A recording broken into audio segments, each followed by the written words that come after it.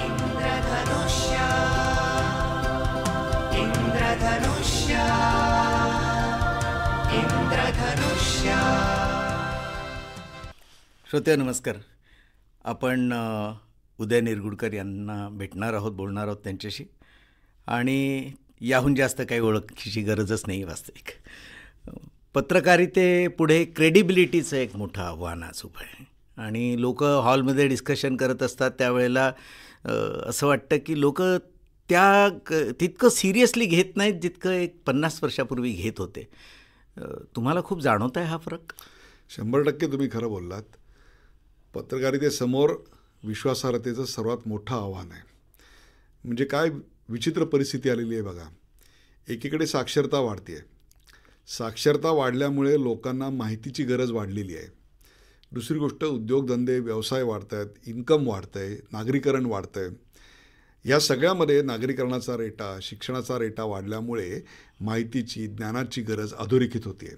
एक मोठा मध्यम वर्ग 40 कोटीचा जो आहे, त्याच्या खाली एक 20 कोटीचा मध्यम वर्गात येऊ इच्छिणारा वर्ग आपल्याकडे निर्माण होतो आहे.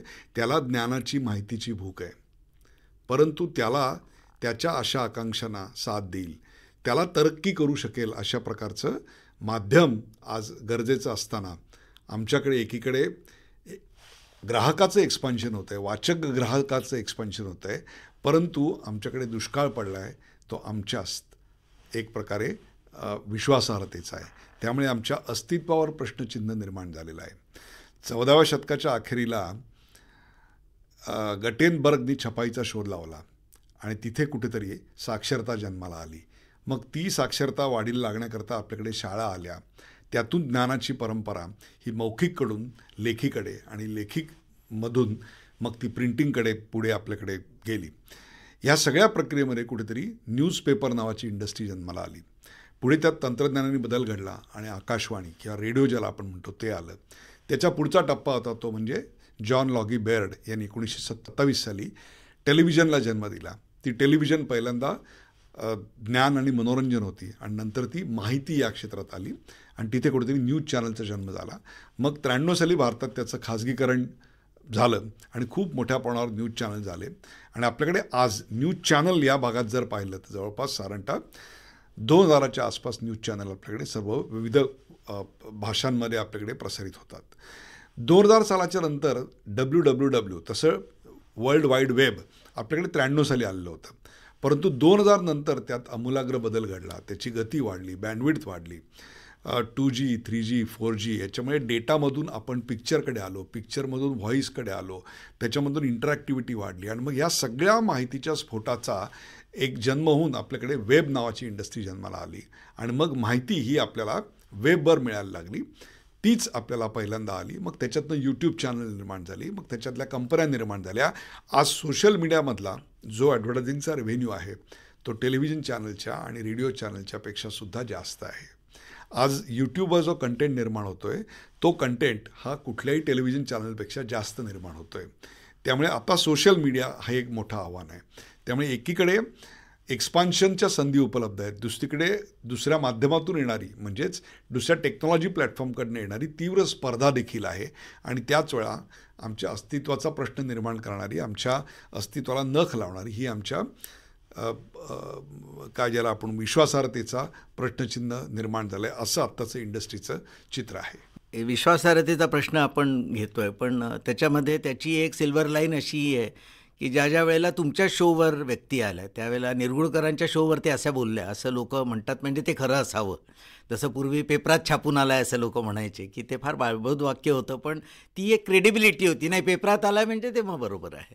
तर तुम्हाला हा एक फरक जाणवतोय की व्यक्ती केंद्रित विश्वासार्हता आहे?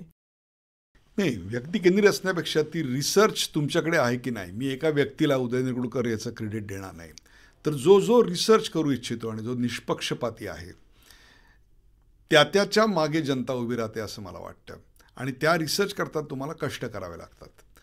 त्याच्याकरता तुम्हाला प्रसिद्धीपासून 4 बोटं दूर राहून इतर सर्व मोहाच्या पत्रकारितेच्या आयुष्यात येणारे जे क्षण असतात ते दूर ठेवून मान खाली घालून रिसर्च करावं लागतं. प्रत्यक्ष साईटवर जाऊन त्याचा अनुभव घ्यावा लागतो. अनेक माझे कार्यक्रम हे IAS जे कोचिंग क्लासेस आहेत त्या कोचिंग क्लासमध्ये टेक्स्टबुकसारखे किंवा रेफरन्स बुकसारखे त्यांनी लिंक काढून ठेवल्या. का तर त्याच्या मागे रिसर्च असायचा. आणि एकदा सकाळी विषय ठरल्यानंतर मी प्रचंड रिसर्च करायचो. याचं कारण maybe I am doctorate किंवा मला स्वतःला रिसर्चची अतिशय आवड आहे. तुमच्या वेगवेगळ्या शोजवर येणं, तुम्हाला भेटणं हा एक आकर्षणाचा भाग आहेच. पण ज्या व्यक्तींना भेटून तुम्हाला खूप छान वाटलं, म्हणजे त्या सगळ्याच प्रसिद्ध असतील असंही नाही, तर त्या कुठल्या व्यक्ती आहेत की खूप एन्जॉय केलं तुम्ही? शास्त्रीय संगीताचे अनेक कार्यक्रम मी केले आणि न्यूज चॅनलवर शास्त्रीय संगीताचा कार्यक्रम करणं हे एक धाडस होतं. माझ्याच सहकाऱ्यांनी मला खूप विरोध केला होता की हे चालणार नाही. आणि नंतर आज इतक्या वर्षानंतर ते म्हणतात, सर आपल्या आयुष्यातलं सर्वोत्तम काम काय असेल तर आपण दिवाळी, दसरा, नवीन वर्ष, गुढीपाडवा किंवा रामनवमी या सगळ्याला आपण जे संगीताचे कार्यक्रम केले ते आजही लोकांच्या लक्षात आहेत. तर त्या काळात ज्या मुलाखती पंडित जसराज असेल, हरिप्रसाद चौरसिया असेल, कौशिकी चक्रवर्ती असेल, राहुल देशपांडे, शौनक किंवा या सगळ्यांच्या, देवकी पंडित या सगळ्यांच्या मुलाखती ज्या केल्या, सांगीतिक मुलाखती, त्यानिमित्ताने जो त्यांच्याबरोबर जे एक 2 घटका संगीत पेश करता आलं त्यांचं, मला असं वाटतं की तो एक फार मोठा आनंदाचा ठेवा आहे माझ्या आयुष्यातला. त्याचबरोबर अनेक मोठ्या संशोधकांच्या मुलाखती घेतल्या. त्यात माशेलकर आहेत, काकोडकर आहेत, की ज्यांच्या ज्ञानाची कवाडं तुमच्यासमोर उघडी झाल्यानंतर तुम्हाला एक वेगळी जीवनदृष्टी मिळते. मी माशेलकरांना विचारलं होतं की तुम्ही संशोधक आहात, how do you handle failure? तुम्ही अपयशाकडे कसं बघता? तुम्ही कधी फेल नाही का झालात आयुष्यात? ते म्हणले, अरे संशोधक आहे म्हणजे मी फेल होणारच आहे. किती साधेपणानं बोलतात बघा. संशोधक आहे, फेल होणारच आहे, फक्त फेलची व्याख्या काय याला महत्त्व आहे. ते म्हणले फेल म्हणजे FAIL. FAIL म्हणजे फर्स्ट अटेम्प्ट इन लर्निंग. आता केवढा वेगळा दृष्टिकोन मला दिला त्यांनी. तर ते एक येऊन गेले. अनेक चांगले राजकारणी की ज्यांची एक वेगळी बाजू माझ्यासमोर आली. त्याच्यामध्ये नितीन गडकरी होते, देवेंद्र फडणवीस आहेत, किंवा आपले गोव्याचे माजी मुख्यमंत्री पर्रीकर जे संरक्षण मंत्री होते. ह्या सगळ्यांच्या आयुष्यातलं स्ट्रगल, त्यांची जडणघडण, त्यांची देशाविषयीची दृष्टी ही विलक्षण मोहनी आहे. तुम्हाला सांगतो की खऱ्या अर्थाने ज्याला आपण देशाचे सुपुत्र म्हणू अशी ही माणसं. अनेक माजी लष्करी प्रमुखांच्या मुलाखती मला घ्यायची संधी मिळाली, त्यांचे कार्यक्रम करायची संधी मिळाली. ही एक फार मोठी, मला असं वाटतं की या लक्षात राहिलेल्या गोष्टी आहेत की ज्या मी कधीच विसरू शकत नाही. राजकारण हा आपल्या समाजातल्या लोकांचा म्हणजे सगळ्यात फेवरेट विषय आहे. म्हणजे माणसं बसमध्ये भेटो, बस स्टॉपवर भेटो, रेल्वेत भेटो, राजकारण बोलल्याशिवाय ती काही खाली उतरत नाहीत. तर तुम्ही पण स्वतः एन्जॉय करता राजकारण? तुम्हाला खरं सांगू, ज्या पद्धतीचं आत्ताचं राजकारण जे आहे ना ते नाही एन्जॉय करतायत. रोज सकाळी उठून कोणी कोणावर तरी गालीगलोच करतं, पुन्हा संध्याकाळी कोणी कोणावर उत्तर देतं. मी नेहमी विचार करतो की यातनं सामान्य माणसाला काय मिळालं? काहीच नाही मिळालं. यांनी याला विषया दिल्या, त्यांनी त्याला त्याची उत्तर दिली, त्यांनी त्याला दुसऱ्याशी उत्तर दिली. काय मिळालं मला सांगा? याच्याऐवजी जर मी अशी बातमी दिली, आज केरळमध्ये 3 इंजिनिअरिंग कॉलेजची मुलं एकत्र आली. करोना काळाच्या आसपासचं हे संशोधन आहे. आणि त्या 3 मुलांनी एकत्र येऊन एक समस्या पाहिली. ती म्हणजे गावात जेव्हा मॅनहोल भरून वाहतं तेव्हा आपण महानगरपालिकेला फोन करतो. महानगरपालिकेचे सफाई कर्मचारी येतात, साफ करायचा प्रयत्न करतात, ते साफ होत नाही म्हणून शेवटी त्यांना खाली उतरावं लागतं त्याच्यात. आणि बाहेर येतात तेव्हा ते संपूर्ण कपडे, त्यांचं शरीर हे त्या घाणीनं माखलं असतं जी आपली घाण असते. या मुलांनी ठरवलं याच्यावर काम करायचं. 3 वर्ष अपयश आलं आणि त्यांनी शेवटी एक रोबो तयार केला. आता त्या मॅनहोलमध्ये मॅनहोल चोकअप झाल्यानंतर माणूस उतरत नाही, रोबो जातो, रोबो साफ करतो आणि चोकअप क्लीन करतो. त्याहीपेक्षा त्यांची मुलं शाळेत जातात तेव्हा शिक्षक विचारतात, काय रे कोणाचे वडील काय करतात? कोण म्हणतो डॉक्टर आहे, वकील आहे. यांची मुलं सांगतात माझे वडील रोबो ऑपरेटर आहेत. आता ही केवढी डिग्निटी ऑफ लेबर आहे. ही बातमी का नाही दिली आपण कधी? प्रशांत गाडे नावाचा मुलगा आहे, ज्याला आपण एक आर्टिफिशियल लिंब म्हणतो, की ज्याला आपण आर्टिफिशियल पाय किंवा आर्टिफिशियल हात जे अपघातामध्ये किंवा जन्मानी अपंग असतात त्यांच्यासाठी बनवले. जे हात तुम्हाला बाहेर 40 लाखात मिळतात ते या पठ्ठ्यानी 15-20 हजार रुपयात बनवले. आता हे इन्स्पायरिंग नाही का? 10 वर्ष या मुलाला अपयश येत होतं. 10 वर्ष हा मुलगा हरला नाही, थकला नाही, त्यांनी प्रयत्न करत राहिला. अशी मी तुम्हाला शेकडो उदाहरणं देऊ शकतो की जी इन्स्पायरिंग स्टोरीज आहेत. मुलं वेगवेगळा विचार करत आहेत. आज आपल्याकडे 5G टेक्नॉलॉजी आहे, 6G टेक्नॉलॉजी आपल्याकडे अजून 2-3 वर्षांनी येईल. तुम्हाला माहिती आहे का, 100 मुलांनी आपल्याकडे 6G टेक्नॉलॉजीच्या नवीन संशोधनावर पेटंट घेतलेली आहेत. अच्छा. आता ते प्रत्येक पेटंट हे तुम्हाला 6G जेव्हा येईल तेव्हा तुमचं जीवन सुकर करणार आहेत. मग त्याच्याविषयी लोकांना वाचायला आवडणार नाही का, मला सांगा? कोण म्हणतं आम्हाला आवडणार नाही? पण आम्ही बातम्या काय दाखवतो, सकाळी उठून हा तिकडे हे म्हणला, ती तिकडे ते म्हणली, तो तिकडे ते म्हणला. काय मिळालं आयुष्यात? पण जर अशी एखादी स्टोरी आली तर आपल्या घरातल्या मुलांनी ऐकली तर त्याला असं वाटेल, अरे मी पण हे असं करू शकतो, का नाही करू शकणार? आणि मला सांगा, खेडेगावातल्या मुलांनी आपल्याकडे केवढी प्रचंड संशोधनं केली आहेत. आज आपली कोरोनावरची लस कोणी शोधली मला सांगा? त्याचं काय बॅकग्राऊंड होतं? मातृभाषेत शिकलेला 7वीपर्यंत चप्पल न घातलेला सायंटिस्ट आहे. त्याने 18 महिन्यात तुम्हाला कोरोनाची लस दिली. रॅपिड अँटीजन टेस्ट जेव्हा जगाने आम्हाला नाकारली तेव्हा पुण्यातल्या महिला संशोधकांनी एकत्र येऊन ती रॅपिड अँटीजन टेस्ट आम्हाला 6 आठवड्यात दिली, आणि तीसुद्धा 1/6 किमतीत. So this country is non for making more in less. This is affordable excellence. श्रीमंतांना चंगळवादी बनवण्याचं संशोधन नाही आहे, तर गरिबाला श्रीमंतीच्या वाटा, अभ्युदयाच्या वाटा देणारं हे संशोधन आहे. हे मुलांना सांगायचं नाही. आज 1200 कंपन्यांनी, मल्टीनॅशनल कंपन्यांनी भारतात R&D सुरू केलेलं आहे. का? तर इथली गुणवत्ता आहे, इथली टॅलेंट आहे. गजनीच्या मोहम्मदानी मला वाटतं 18 का 19 वेळा हा देश लुटला. सोरटी सोमनाथांचे सोन्याचे कळस कापून नेले, सगळं लुटून नेलं. सोनं, नाणं, जड जवाहिरात कुठे नेलं आणि गजनीला नेलं. गजनी कुठे आहे? अफगाणिस्तानात आहे. 2000 साली वाजपेयी पंतप्रधान असताना आमचे एक विमान अपहरण करून तिकडे घेऊन गेले. ते प्रवासी त्या तणावामुळे आजारी पडले, म्हणून पायलटनी त्या सरकारला सांगितलं तिकडे अफगाणिस्तानच्या की त्यांच्यासाठी क्रोसिन किंवा तत्सम काही गोळी आणि मिनरल वॉटर द्या. ते म्हणले आमच्याकडे मिनरल वॉटर बनत नाही आणि क्रोसिन आमच्याकडे नाही. मग एवढं आम्हाला लुटलं तुम्ही 5-7 शतकापूर्वी, त्या पैशाचं केलं काय तुम्ही? इस्रो त्यांनी आमच्या एका सॅटेलाईट लॉन्चिंग स्टेशनवरनं एका अग्निबाणावर 104 सॅटेलाईट बसवले. त्यातले 101 विकसित राष्ट्रांचे होते, फक्त 3 आमचे होते. आणि त्यांच्याकरता आपण सॅटेलाईट लॉन्च करायची जबाबदारी, विशिष्ट ऑर्बिटमध्ये एक सॅटेलाईट एकेका गतीनं सोडायचा, एका विशिष्ट अँगलनी सोडायचा, आणि असं 101 तुम्ही 104 वेळा करेक्ट करायचं. आणि याच्या कन्सल्टन्सी आणि लॉन्चिंगमधून आपण करोडो डॉलर फॉरेन एक्सचेंज मिळवलं. मला एकच लक्षात आलं, यात हल्ले करून संपत्ती लुटता येते, ज्ञानाची लालसा नाही लुटता येत. ती ज्ञानाची लालसा हे आमचं वैभव आहे. मग ही ज्ञानाची लालसा वाढेल याच्याकरता माध्यमाचा वापर का नाही करायचा? ही जर वाढवली तर खऱ्या अर्थाने India will be a super power. आणि संपादक म्हणून मी नेहमी काम करताना एक लक्षात ठेवलं की हे जे मी लोकांशी बोलतोय, लोक मला त्यांचा वेळ देत आहेत, त्याचे त्यांना काय परतावा मिळतोय? 4 घटका करमणूक विरंगुळा द्यायला मग त्यांना इतर अनेक गोष्टी आहेत की न्यूज चॅनलच्या व्यतिरिक्त. क्या वो तरक्की पसंद नहीं है, तरक्की पसंद ही है. तो मैं उनकी तरक्की के लिए क्या कर सकता हूँ.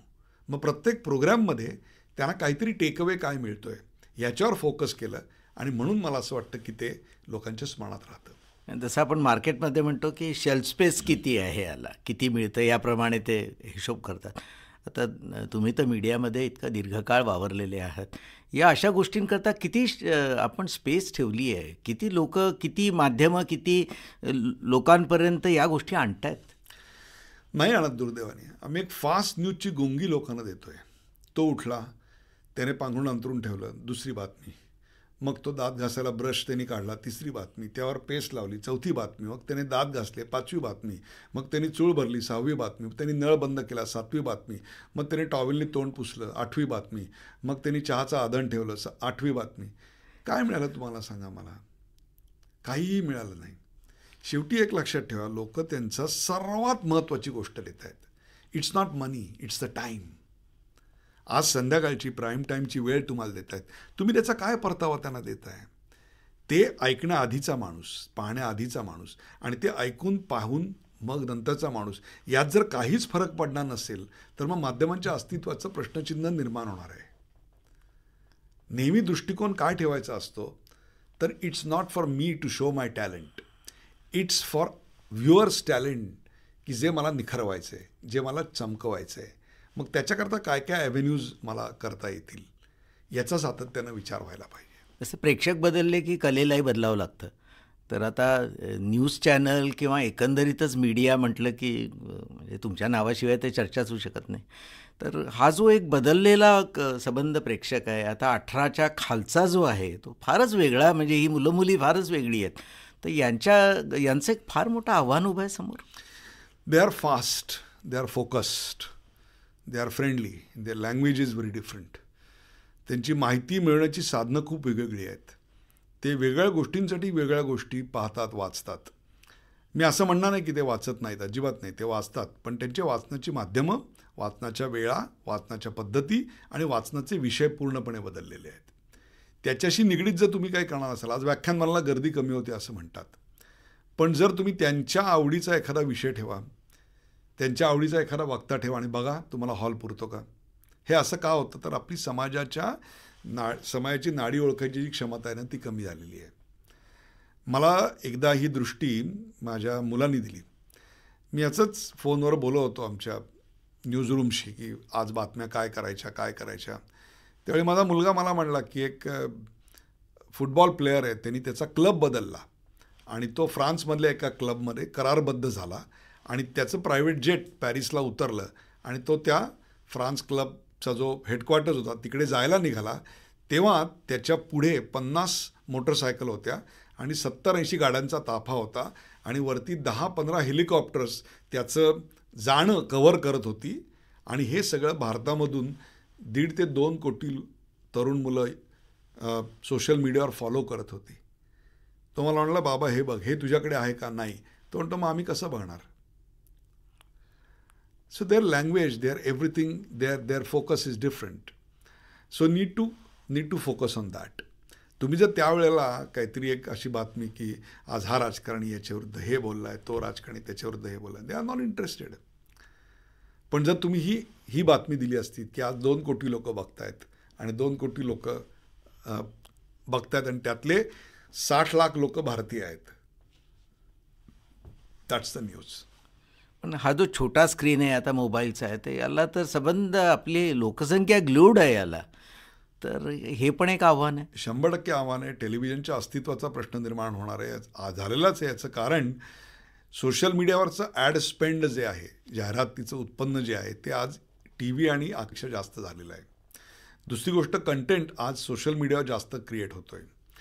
त्याच्यात विश्वासार्हतेचा प्रश्न आहे. ओपिनियटेड असतं, स्पॉन्सर्ड असतं. हे सगळं जरी मान्य केलं तरी आज बातमी जर कुठे बघायची असेल तर लोक पटकन सोशल मीडियावर जातात, टेलिव्हिजनवर जात नाहीत.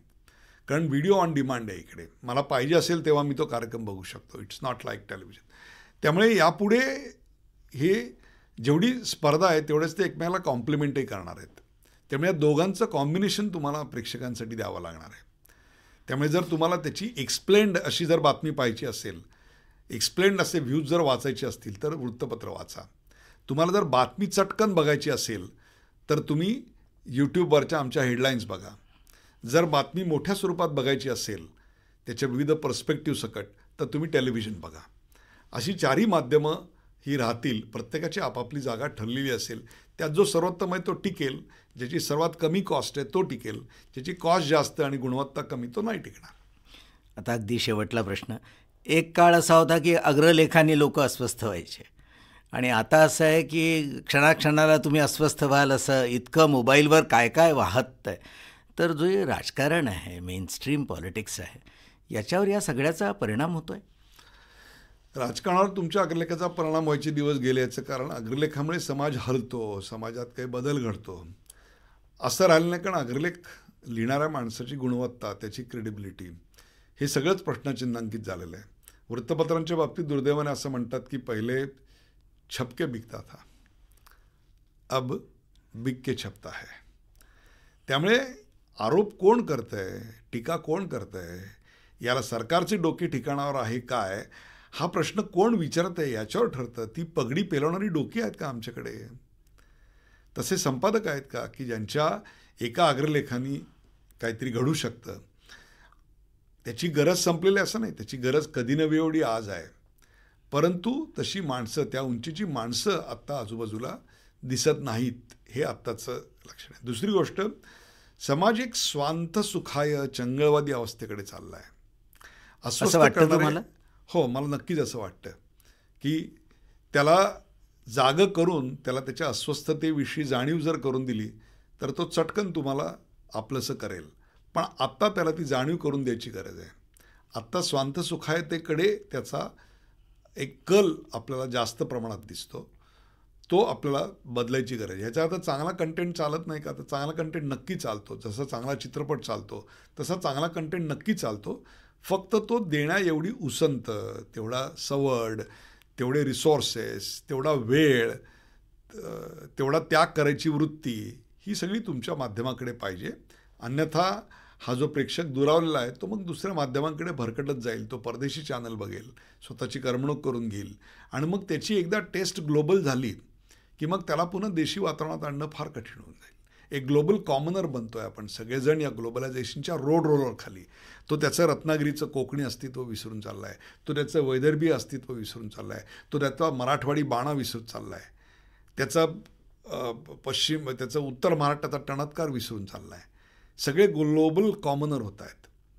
या ग्लोबलायझेशनचा रेटा जर थांबवायचा असेल तर ही प्रादेशिक अस्मिता, आमचं ग्लोबल असणं जेवढं महत्त्वाचं आहे, ग्लोबल स्टँडर्ड जेवढी महत्त्वाची आहेत, तेवढाच आमचा लोकल कंटेंटही फार महत्त्वाचा आहे.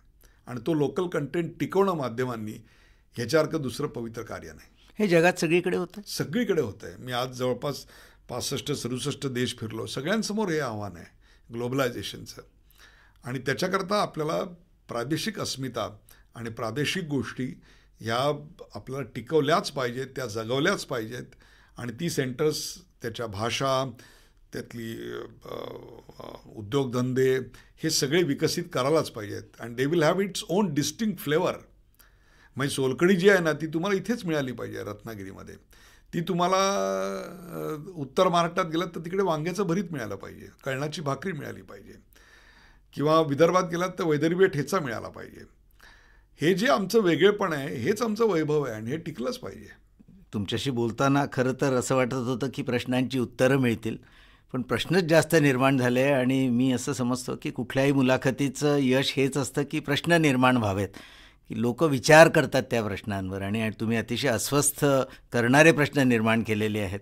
इतका तुमचा दीर्घ अनुभव आहे तर त्यातनं हे प्रश्न निर्माण होतात. तर आणि ज्या प्रेमाने आणि आस्थेने तुम्ही आज बोललेलं आहात, तर मला वाटतं पालक, मीडियातली माणसं, श्रोते, वाचक सगळे फार उत्सुकतेने हे सगळं ऐकत असतील.